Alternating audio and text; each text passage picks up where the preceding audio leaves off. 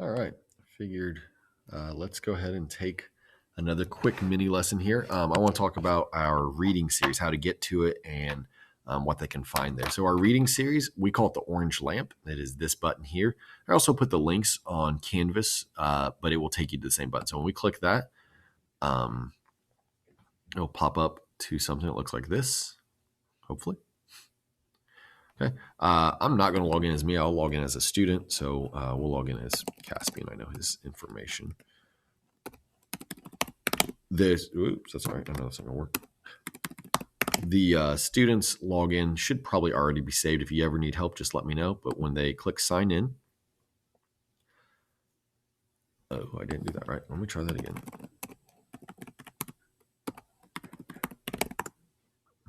I think I typed something in right. There we go.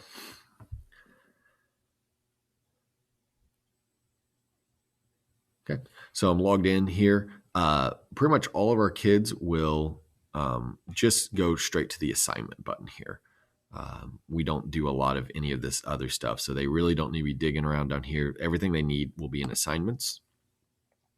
And I have like a system here so they can see. So there is the to do, done. They can look at back things. Overdue probably won't be anything there because we've been going through stuff. So it's going to be on the to do. And you can see that I've already added a lot of stuff for this week. If it says my book, like this one here, get up and go, this is something that we're going to do tomorrow.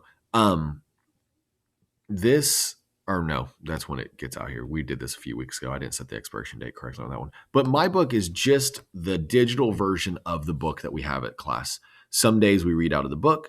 Other days we read on the Chromebook to get that practice. But if it says my book, it's not a quiz. It's not a test. It's nothing for a grade. It's just the book so they can have it. What we will do for e-learning on Wednesday and any e-learning day is I'll have them have the book and they can actually use the book here and then pull up the quiz for it later. So actually we'll look at that from Caspian's here, get rid of some of these things so it runs a little bit smoother. So I can start the book. And when we click start, it actually opens it in a new tab, which is really nice because now I have the book here and I can flip through the pages using left or right. I can listen to the audio of the page. So it reads everything to the kids, which is really nice. I would like for them to try to read on their own, but obviously if there's something they don't know, this will help read. So it will always open up to like not the actual story. This is something we talk about in class. We talk about informational text. So anytime you have a page that looks similar to this in a story, that's just things we would discuss in class. We would go to the next page. We can either meet, this is usually either the author or the illustrator. We listen to this in class together. So at home, they can listen to that again if they'd like. And then we actually have our actual story. And this is pretty much scanned in page for page. That will be a little different on some things, but for the most part, it is pretty much the exact same. So they can play the audio and it will read through this. It is kind of goofy how it reads because when it will go from this to up here, it goes really quick. I wish it would take a break. And if you listen to it, I'm not going to click play audio, but if you listen to it, you'll pick up on it pretty quick. Like, wow, that's kind of shocking. But I like having this on another tab because like if they have to take the quiz over the story. So if there's like a 5-question selection quiz, we just call it quiz. They can leave the story open, go back to the old tab. Here we are.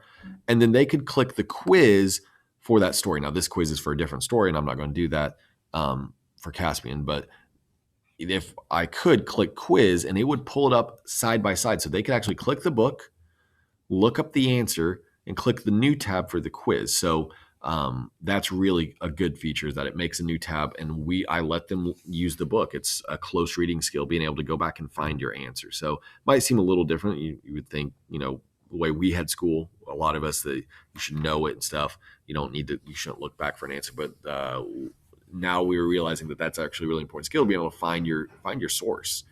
So totally can use the book for these questions.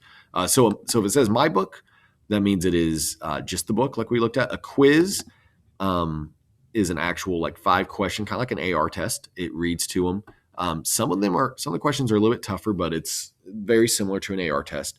And then the other thing, which I don't see here, on Fridays, we do something called Test for Friday, and it's a longer reading test we do every week.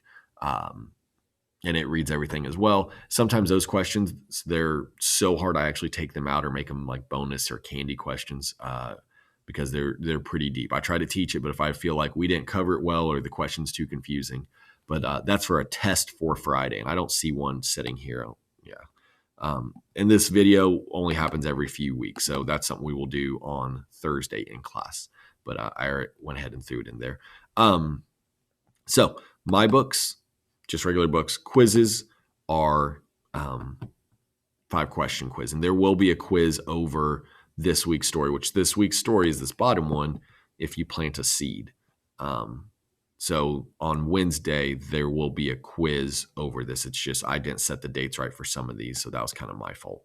But it will be there for sure, and if not, I'll fix it. I promise. So that's just a real quick rundown of how to get into the reading series and my code of what my book, a quiz, and also a test. Those are the 3 terms I use, and that's how kids can find what they're looking for. So thank you for watching this video.